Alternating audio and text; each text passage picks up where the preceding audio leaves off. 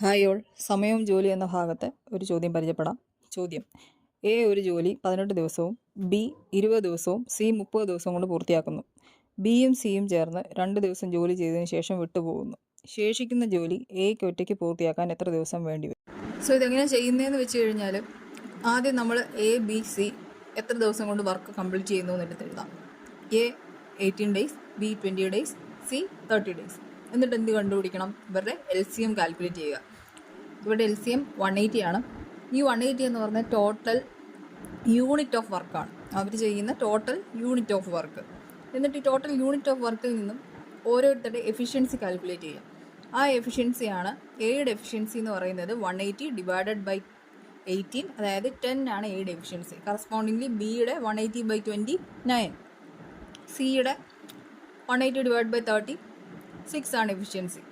ചോദ്യത്തിൽ പറയുന്നുണ്ട് ബിയും സിയും കമ്പൈൻഡ് ആയിട്ട് 2 ദിവസം ജോലി ചെയ്തു, അതിനുശേഷം വിട്ടുപോകുന്നു. അപ്പോൾ എന്ത് ചെയ്യുക? ഈ ബിയുടെ സിയുടെ കമ്പൈൻഡ് ആയിട്ട് ഉള്ള എഫിഷ്യൻസി നോക്കുക. എത്രയാണ്? 15 ആണ്. ഒരു ദിവസം അവർ ചെയ്യുന്ന യൂണിറ്റ് ഓഫ് വർക്ക് എന്ന് പറയുന്നത് 15 ആണ്. അപ്പോൾ 2 ദിവസം എന്ന് പറയുമ്പോൾ എന്തായിരിക്കും? 15 × 2 30 യൂണിറ്റ്സ് ആണ് അവർ കംപ്ലീറ്റ് ചെയ്ത വർക്ക്. സോ ടോട്ടൽ 180 യൂണിറ്റ് വർക്കാണ് ഉള്ളത്. അതിൽ 30 യൂണിറ്റ് ഓഫ് വർക്കാണ് ബിയും സിയും ചേർന്ന് ചെയ്തിരിക്കുന്നത്. സോ 180 - 30 150 ആണ് റിമൈനിങ് വർക്ക് എന്നുള്ളത്. അതാണ് ആര് ചെയ്തിരിക്കുന്നത്? എ ഒറ്റയ്ക്ക് ചെയ്യാൻ പോകും. 150 ഡിവൈഡഡ് ബൈ 10 ചെയ്ത് കഴിഞ്ഞാൽ എന്ത് കിട്ടും? Total number of days A ഒറ്റയ്ക്ക് ചെയ്ത വർക്ക് കിട്ടും.